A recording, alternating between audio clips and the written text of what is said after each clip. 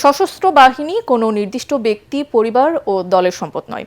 এ বাহিনী দেশের শক্তি ও মর্যাদার প্রতীক বলে উল্লেখ করেছেন প্রধানমন্ত্রী তারেক রহমান। ঢাকা সেনানিবাসে অফিসার ও সৈনিকদের দরবারে প্রধানমন্ত্রী এ কথা বলেন। প্রধানমন্ত্রী বলেন, আধিপত্যবাদকে কখনো মেনে নেওয়া হবে না। সশস্ত্র বাহিনী শক্তিশালী ও ঐক্যবদ্ধ থাকলে বাংলাদেশকে কেউ পরাভূত করতে পারবে না। বর্তমান সরকার সশস্ত্র বাহিনীকে আরও শক্তিশালী করতে চায় জানিয়ে তারেক রহমান বলেন, পিলখানা হত্যাকাণ্ডের ন্যায় বিচার নিশ্চিত করা হবে। বিস্তারিত জানাচ্ছেন মইনুল হাসান।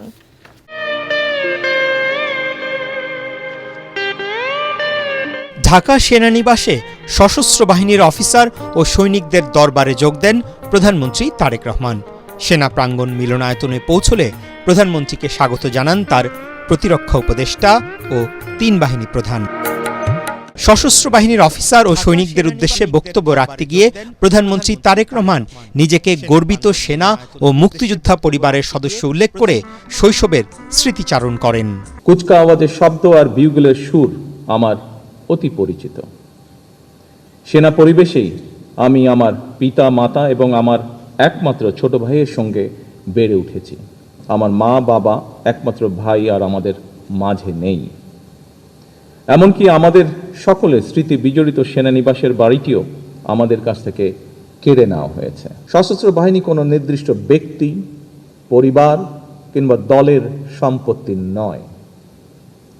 সশস্ত্র বাহিনী একটি স্বাধীন রাষ্ট্রের শক্তি এবং মর্যাদার প্রতীক।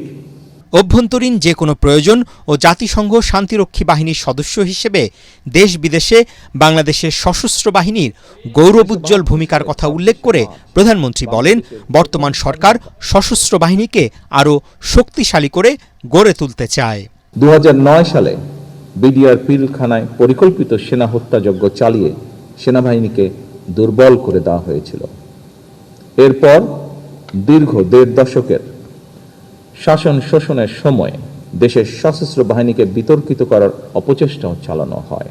2024 সালে দেশ এবং জনগণের স্বাধীনতা রক্ষার যুদ্ধে সশস্ত্র বাহিনীর ভূমিকা দেশের স্বাধীনতা প্রিয় জনগণকে আশান্বিত করেছে।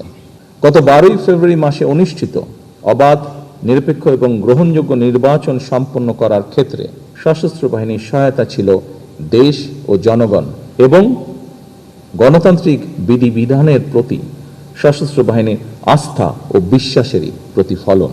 বাংলাদেশকে আমরা এমন একটি রাষ্ট্র হিসেবে গড়ে তুলতে চাই যে বাংলাদেশ কারো আধিপত্য মেনে নেবে না, যে বাংলাদেশ বিশ্ব দরবারে মাথা উঁচু করে দাঁড়াবে। প্রধানমন্ত্রী বলেন, পিলখানা হত্যাকাণ্ডের ন্যায় বিচার নিশ্চিত করতে সরকার প্রতিশ্রুতিবদ্ধ।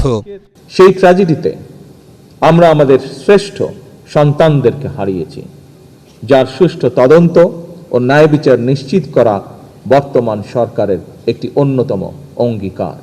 রাজনৈতিক কারণে কিংবা ন্যায় ও ন্যায্যতার ব্যত্যয় ঘটিয়ে যদি আপনাদের কারো প্রতি কোনো অবিচার করা হয়ে থাকে, বর্তমান সরকার সেটি যথানিয়মের প্রতিকার করার চেষ্টা করবে ইনশাআল্লাহ। লিখিত বক্তব্যে প্রধানমন্ত্রী তার সরকারের নির্বাচনী প্রতিশ্রুতি বাস্তবায়নের নানা উদ্যোগের কথা তুলে ধরেন।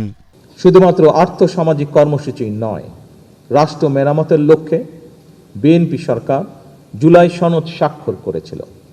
যেভাবে সনদ স্বাক্ষর করা হয়েছে, বর্তমান সরকার স্বাক্ষরিত সনদের প্রতিটি দফা যথাযথভাবে বাস্তবায়ন করতে বদ্ধপরিকর।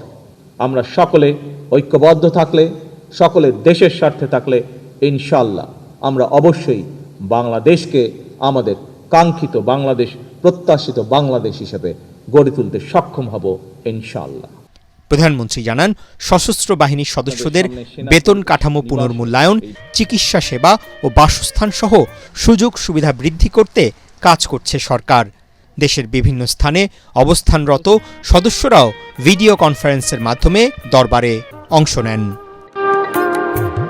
মইনুল হাসান, এটিএন বাংলা, ঢাকা।